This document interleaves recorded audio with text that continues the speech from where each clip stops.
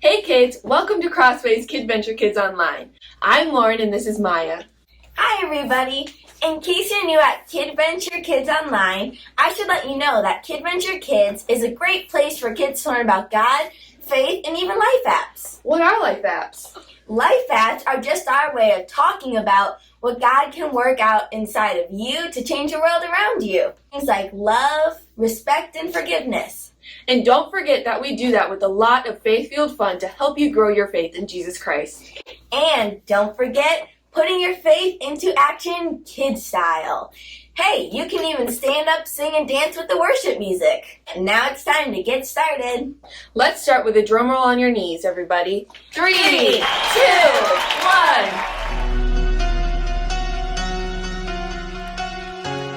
Where do I go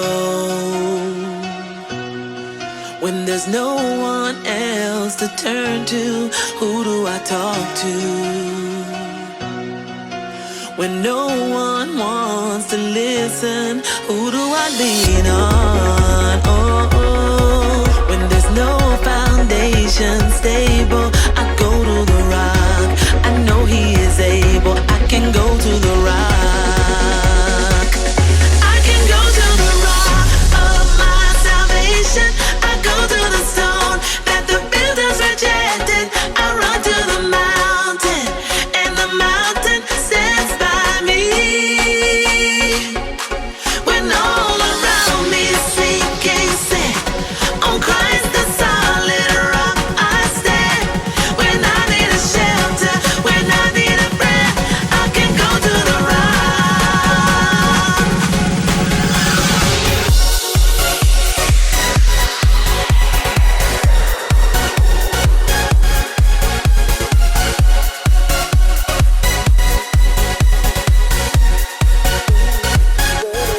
Where do I go when there's no one else to turn to? Who do I talk to when no one wants to listen? Who do I lean on? Oh, oh. When there's no foundation stable, I go to the rock. I know He is able. I can go to the rock. I can go to the rock of my salvation. I go to the stone that the builders rejected. I run to the mountain, and the mountain stands by me. When all around me is sinking sand, on Christ the solid rock I stand. When I need a shelter, when I need a friend, I can go to the rock. On Christ this rock I stand. All other ground is sinking sand. On Christ this rock I stand. All other ground is sinking sand. On Christ this rock I stand. All other ground is sinking sand. On Christ this rock I stand. All other ground is sinking sand.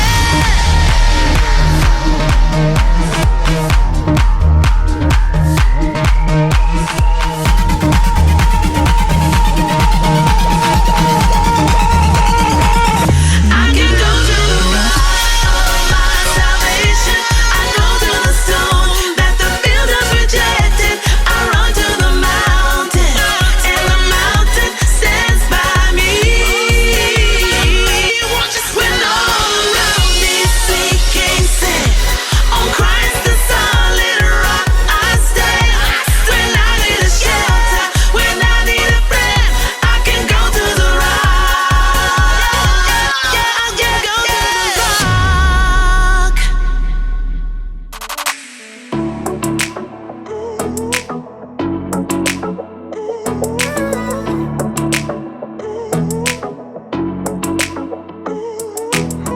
Oh God, I know You're always near. So even in the dark, I will not fear. I know the storms will come. I know I'm not alone. You are my strength, so I will say, You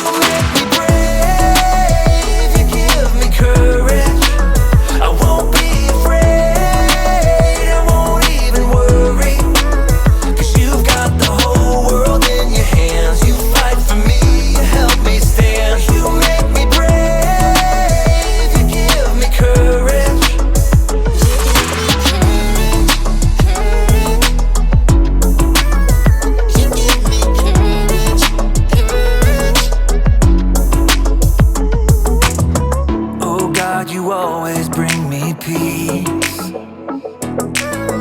You are a fortress around me. Even when my heart breaks, even when there is pain, you will be my strength, so I will say, you make me brave, you give me courage. I won't be afraid, I won't even worry, 'cause you've got the whole world in your hands. You fight for me, you help me stand. You make me brave, you give me courage.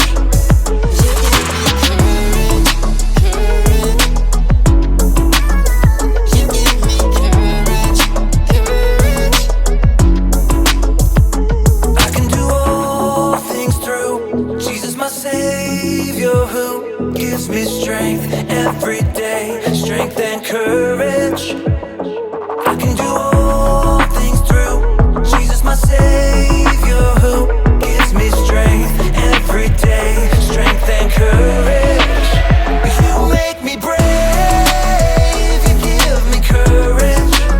I won't be afraid, I won't even worry, 'cause you've got the whole world in your hands. You fight for me, you help me stand. You make me brave, you give me courage. I won't be afraid, I won't even worry, 'cause you've got the whole world in your hands. You fight for me, you help me stand. You make me brave, you give me courage.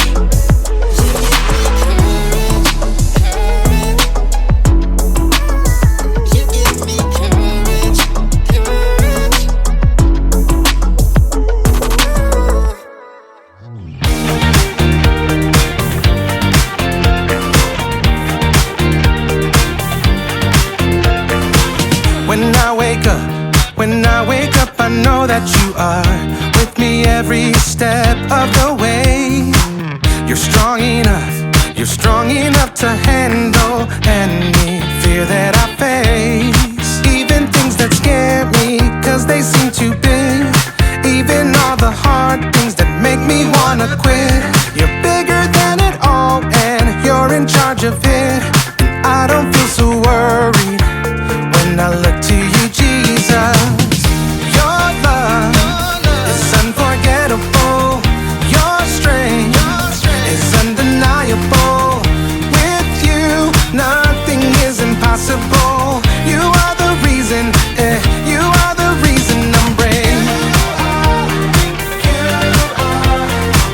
You are the reason, you are the reason I'm brave. You are the reason, you are the reason I'm brave. When I look at how great you are, your kindness helps me believe that you are good, and with you I can do anything. Even things that scare me, 'cause they seem too big. Even all the hard things that make me wanna quit. You're bigger than it all, and you're in charge of it. And I don't feel so worried when I look to you, Jesus. Your love is unforgettable. Your strength is undeniable. With you, nothing is impossible. You are the reason, you are the reason I'm brave. You are the reason, you are the reason I'm brave. You are the reason, you are the reason I'm brave. Your love is unforgettable. Your strength is undeniable. With you, nothing is impossible. You are the reason, you are the reason I'm brave. You are the reason, you are the reason I'm brave. You are the reason, you are the reason I'm brave.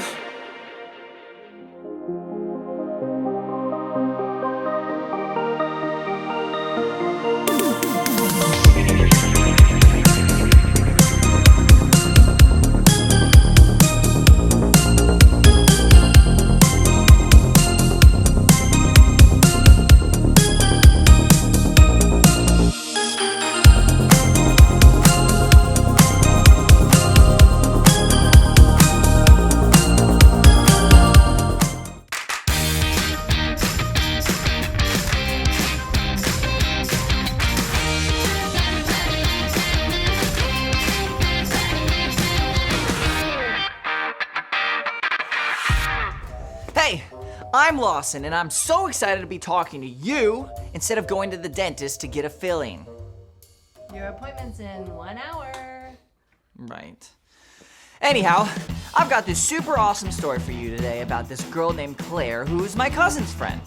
Now, Claire is saving up for Christmas presents because she wants to get super duper awesome gifts for her family this year. So she's really excited when Mom gets a text from their neighbor, Miss Richards. Miss Richards will pay Claire to water her plants every day while they're on vacation. Claire can't wait for payday. She's like, I'll do it. And the next day, Claire goes over to the Richards for instructions. Miss Richards shows Claire the watering can and introduces her to the plant babies. Christopher, Fluffy, Spike, Pepper Potts, and Katniss. Claire tells Miss Richards, I've got this. Have a great trip. Miss Richards hands Claire the key, but just as Claire is about to leave, Miss Richards says, oh, you don't need to do anything for Sylvester. And Claire asks, who's Sylvester? And Miss Richards says, just our pet snake. Claire hates snakes. She can't tear her eyes away from Sylvester's beady gaze. So she just smiles and nods at Miss Richards and escapes as fast as she can. At dinner, Claire can't eat because it feels like she's got a snake squeezing her throat.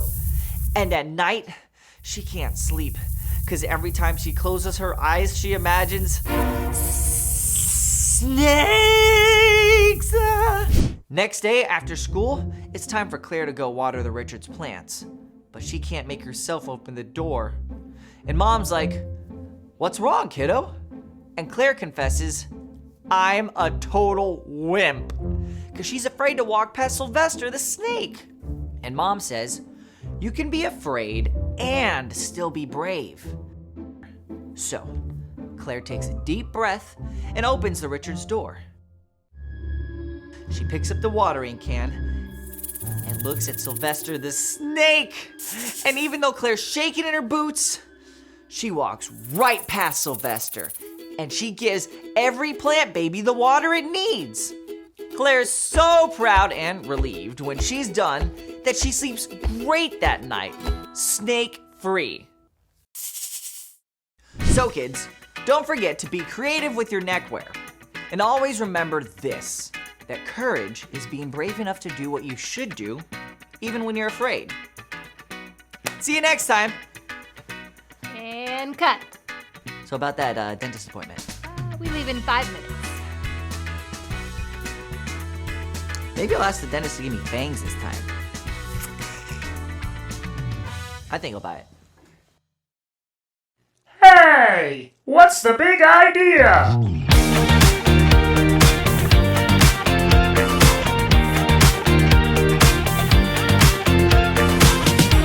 Hey, what's the big idea?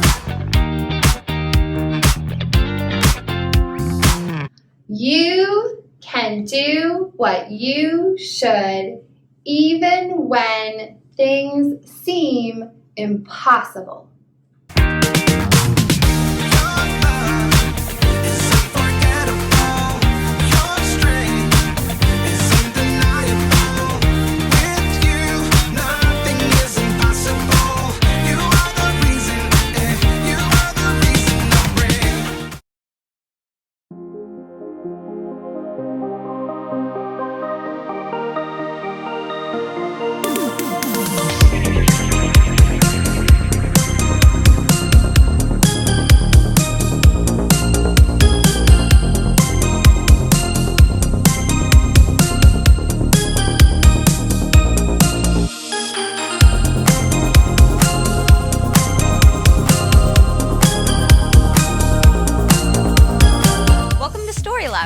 This week, we're talking about courage, while we take a look at the story of a kid who landed a giant job. Oh, and we're also gonna be doing this.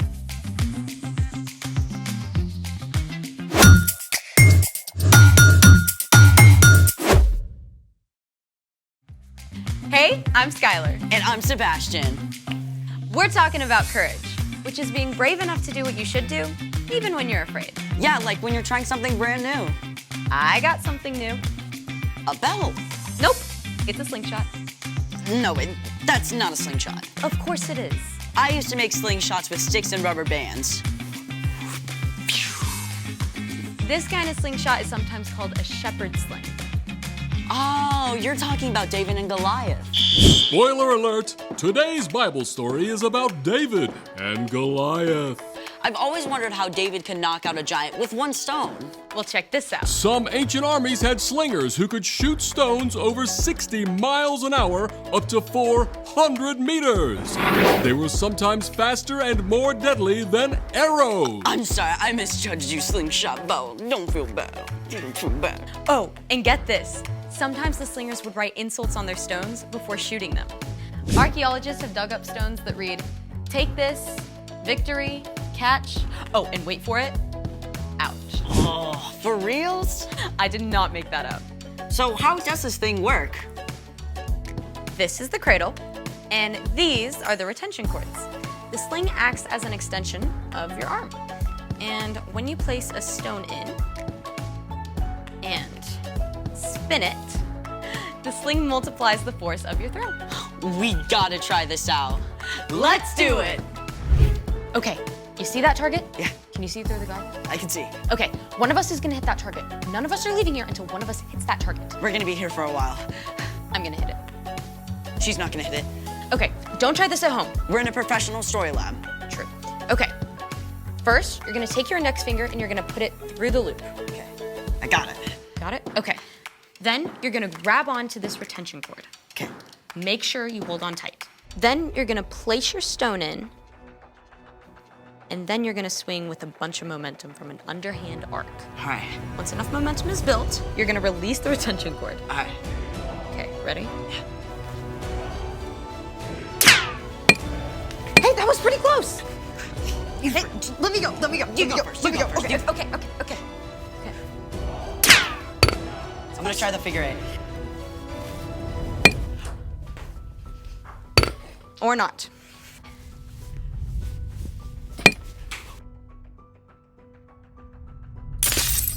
Way harder than it looks. I mean, David had all day, every day to practice in the fields. Which reminds me, it's time for...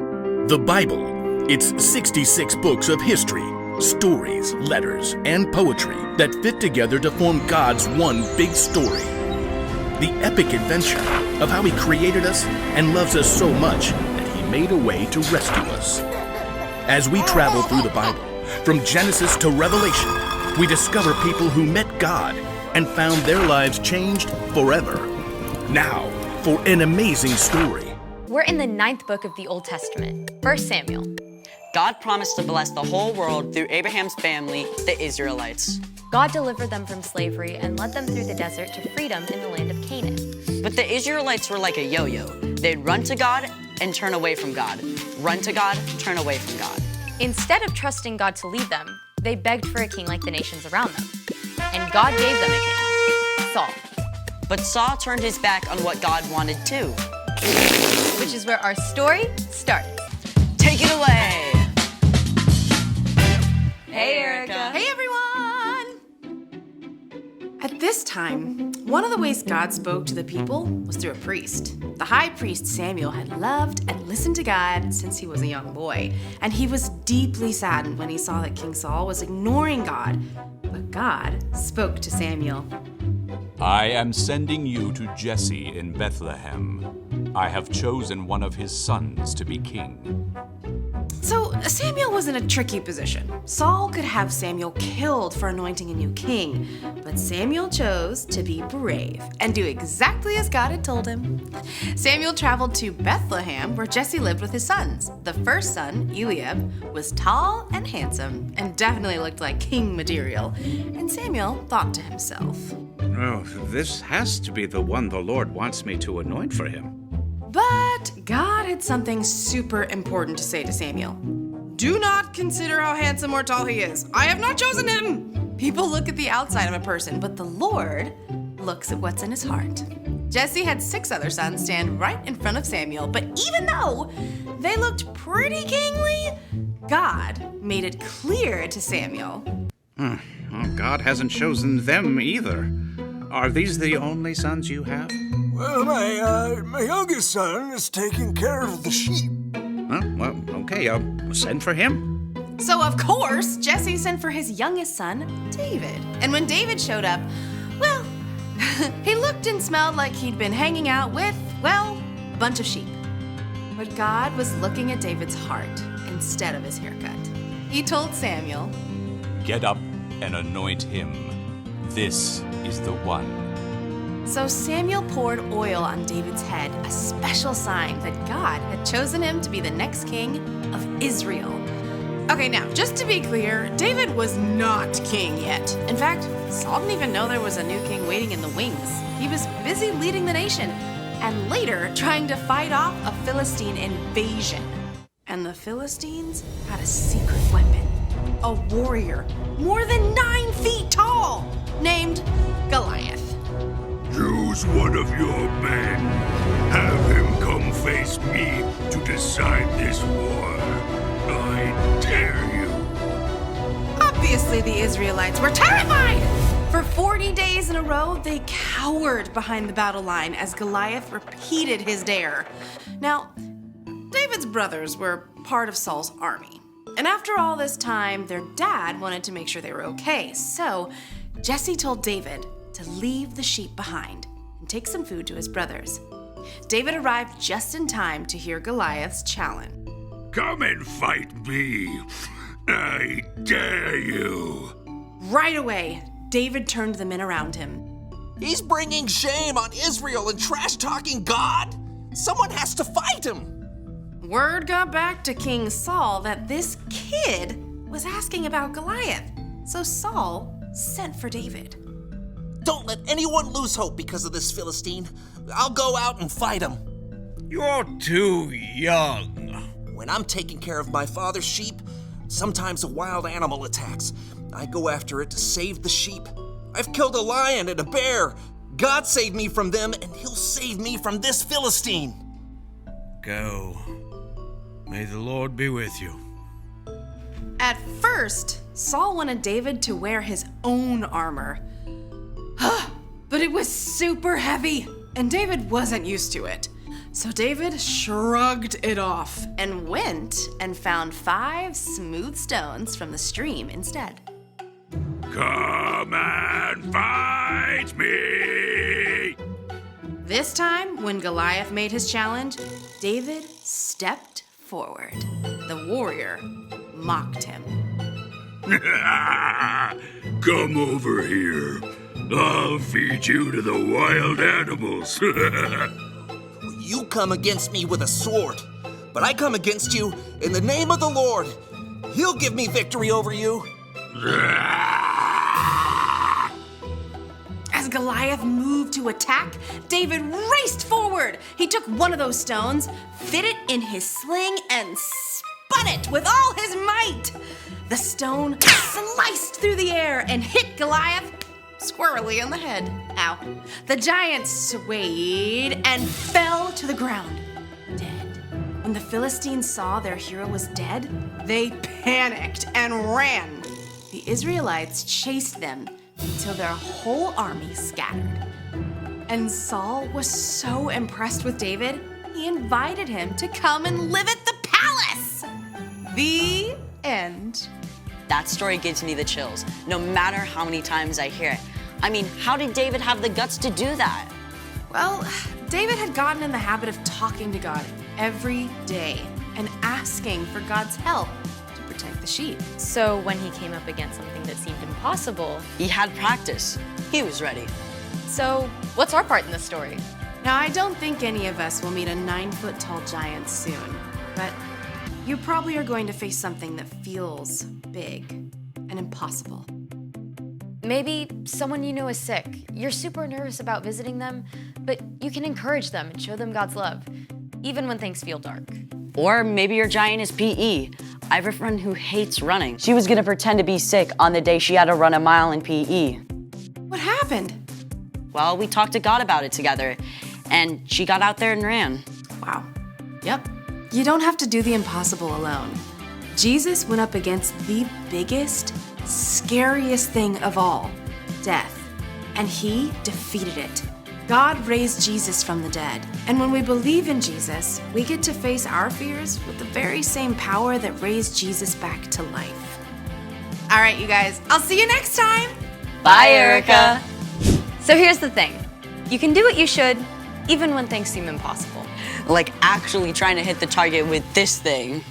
We looked a little weird. Yes, we did. Want to try again? Absolutely. Thanks for joining us in the Story Lab. See you next time.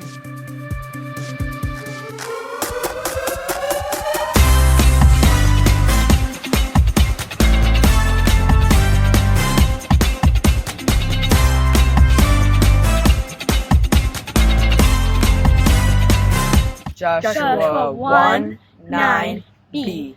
Be strong and brave. Do not be afraid. Do not lose hope. I am the Lord your God. I will be with you everywhere you go.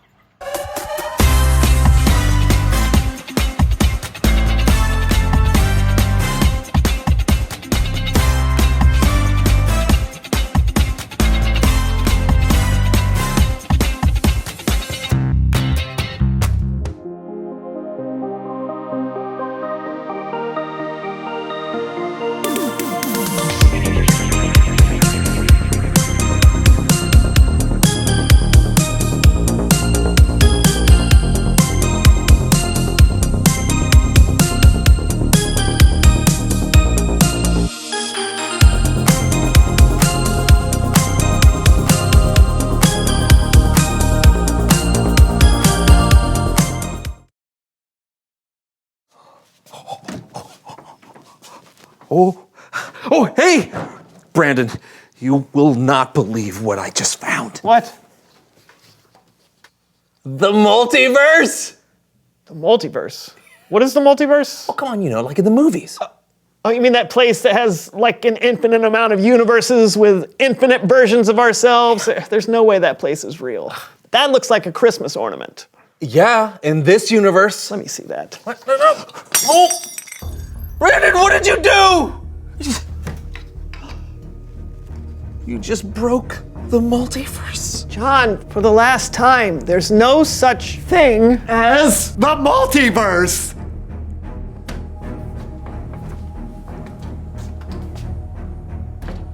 Things just got out of hand.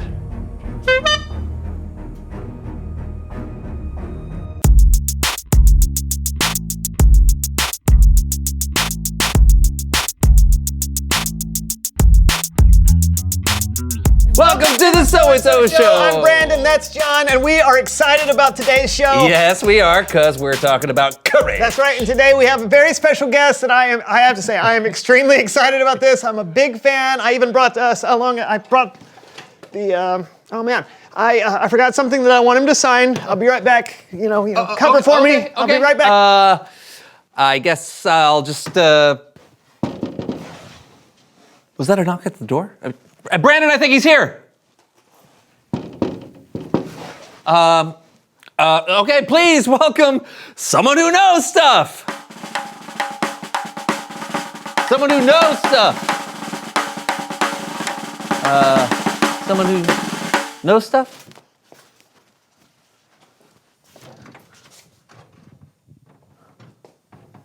Hello?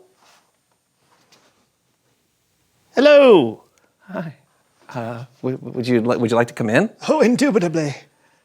And have a seat? Oh, yes, that would be most appreciated. Now? Oh, ha, yeah, yes, of course. Thank you, whoever you are. Yeah.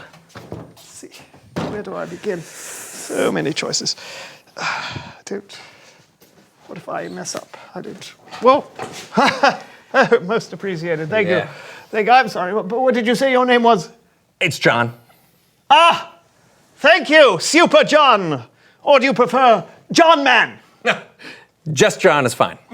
Very good. Just John. Thank you for the hospitality. Actually, do you know why I've been summoned? I'm not going to have to do anything serious or alarming, am I? Oh, no, I don't think so. My friend Brandon, he's a huge fan of yours, and he just thought we'd, have you on the show to talk about courage and being a superhero. I see. Why don't we start with TR and what you know? Oh, that would be splendid. Yes. I am Captain Anxiety, and I know many, many very heroic things. Great. Tell us why it's important to have courage when you're a superhero. Absolutely. Courage. That's not really my strong suit. It's not my speciality, if you will. I'm more of a person who likes to run, hide, and scream like a fainting goat. Like, That's really my modus operandi, if you will. There's lots of ways to stand up for what's right. You are correct, Just John. For instance, I like to make sure no one does any over-squeezing of the avocados in the grocery store. You can make sure they're ripe, but any more than that and you've crossed the line. Sure. Looking out for those that don't have a voice in our society is an incredible way to stand up for others and show courage. So what do you usually tell the over-squeezers? Yeah. I don't usually say anything. I don't want to step on anyone's toes. So what I do is usually stare at them with my ubiquitous eyes of judgment. That usually elicits the desired response. Oh, yeah, I bet. Don't take this the wrong way. You just seem to be a little, scared to be a superhero. Not a truer word was spoken, Just John. But fear should not deter one from being heroic. A hero should endeavor to do what's right despite his or her fear. At least, that's what I read whilst perusing the Hero's Handbook. Oh. You can have that. I have many. Oh. I even signed it. Oh, wow. Oh, okay, thank you. Yes. Brandon's gonna be so sorry he missed you, but thank you so much for coming on the show today. You were very, very enlightening. Oh. Yes. Anytime, Just John. Tell your friend, hello from me, All right. Captain Anxiety. I depart. It opens inward. You This pull it. barrier has been placed here by my arch nemesis. Yes. Here, hold on a second. Nope. There you go. Much appreciated, Just John. Sure. Doors are my kryptonite. Also, pickle jars are my kryptonite. And I'm not so fond of, kryptonite. But no matter, I depart.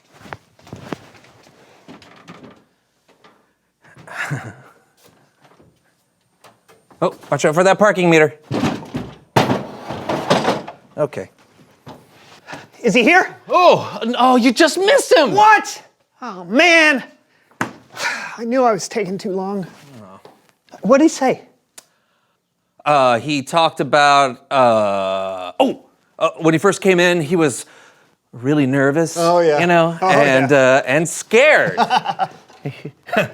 But he had some amazing things to say about not letting his fears keep him from being a hero. Well, he is Captain Anxiety after all. I knew he'd be a great guest. Oh, he also told me to tell you hello.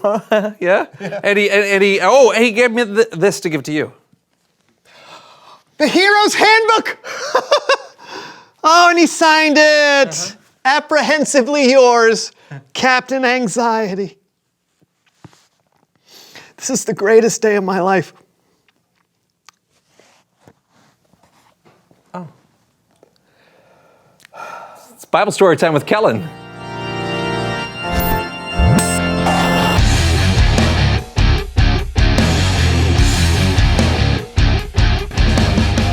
guys, I gotta say, Captain Anxiety was something special. That's a good way to put it. What have you got for us today? Well, as Captain Anxiety demonstrated, sometimes heroes aren't the ones you usually think of. That's what today's story is all about, and we're gonna tell it with Laundry Theater!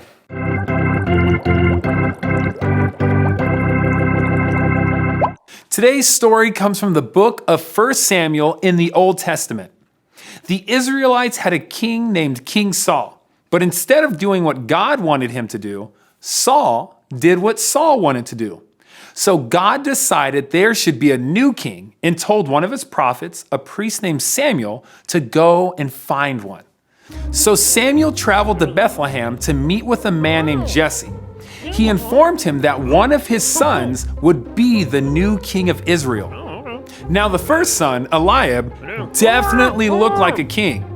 And Samuel thought this had to be the one. But God spoke to Samuel and said, "Do not consider how handsome or tall he is. People look at the outside of a person, but the Lord looks at what is in the heart. He will not be the new king." Jesse had 6 other sons stand in front of Samuel, but God told Samuel that none of these would be king either. Samuel asked Jesse if he had any other sons, and Jesse sent for his youngest, David, who was out tending the sheep. Now, David was extremely young and smelled of animals. He was far from looking like a king. But once again, God looked in David's heart instead of his appearance and knew that this would be the next king. Now, David was not king yet. He was still tending his father's sheep. And King Saul, well, he had no clue that a new king had even been lined up. You see, Saul was busy trying to stop an invasion from the Israelite enemies, the Philistines, and Saul had run into a problem. A 9-foot tall problem named Goliath. Goliath was a soldier for the Philistines, and every day Goliath would walk down into an open field and offer a challenge of single combat to any Israelite. If anyone could defeat Goliath, the Israelites would win the war. Unfortunately, the Israelites were terrified, and no one was brave enough to face Goliath.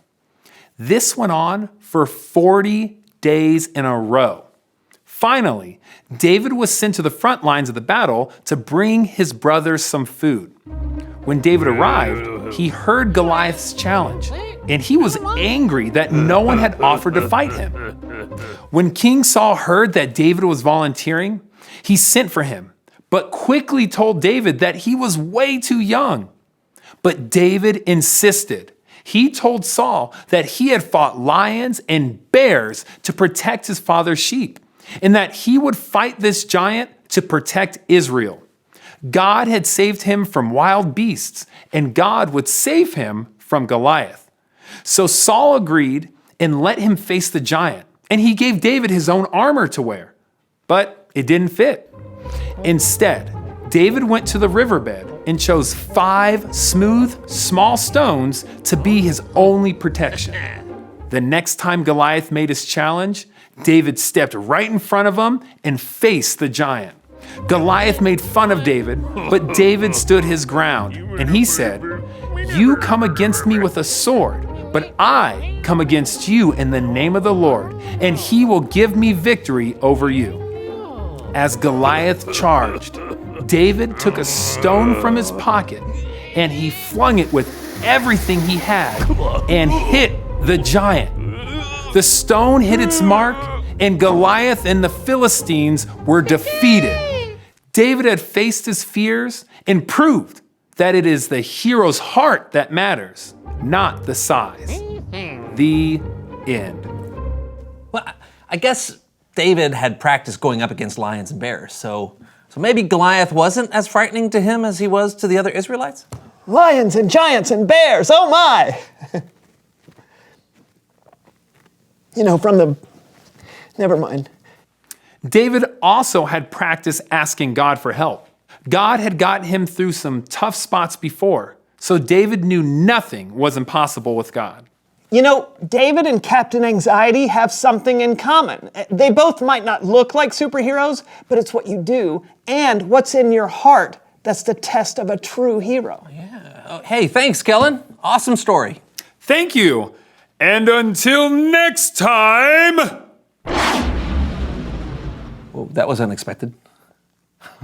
Do you think Captain Anxiety ever had to face a lion or a bear or something that seemed impossible? No. But it's time for us to reveal the question. What seems impossible to you? Oh, okay. I remember in school there would be tests that I was 100% sure were impossible to pass.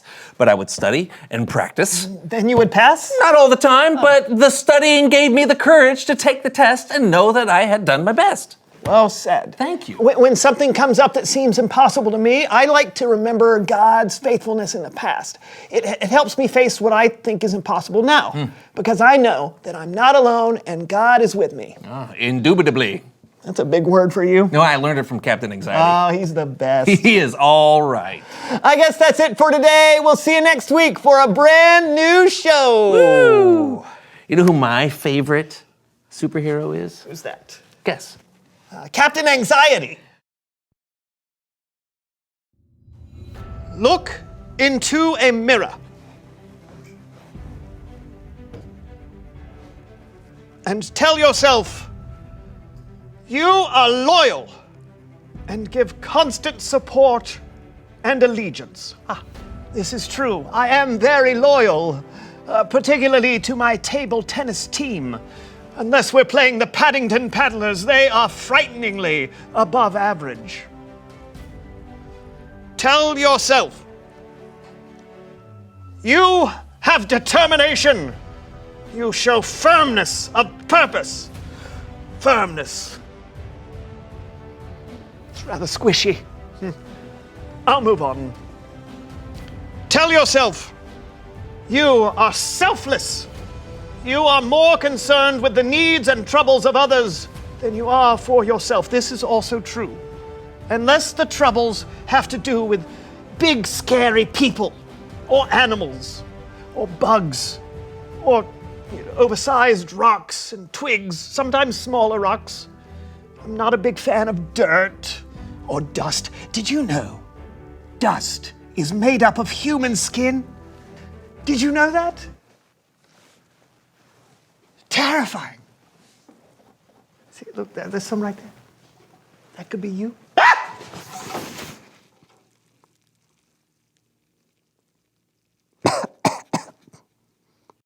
This is where dust is born. Hey, what's the big idea?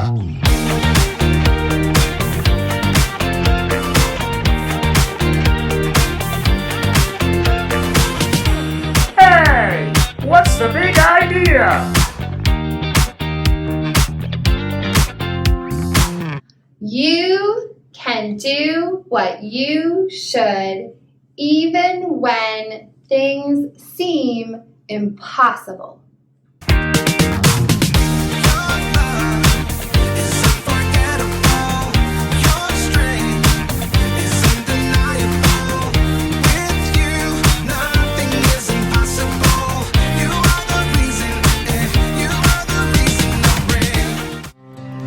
In my wrestling and in my doubts, in my failures, you won't walk out.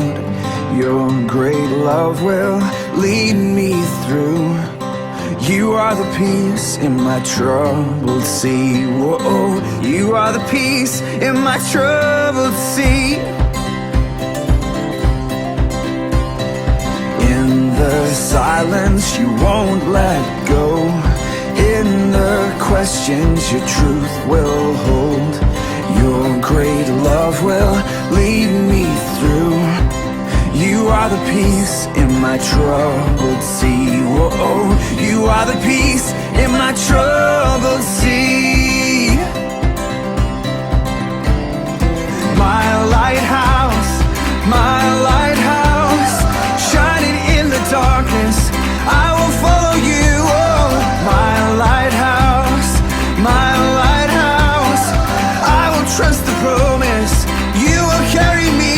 safe to shore. Safe to shore. Safe to shore. Safe to shore. I won't fear what tomorrow brings. With each morning I'll rise and sing. My God's love will lead me through. You are the peace in my troubled sea. Whoa, you are the peace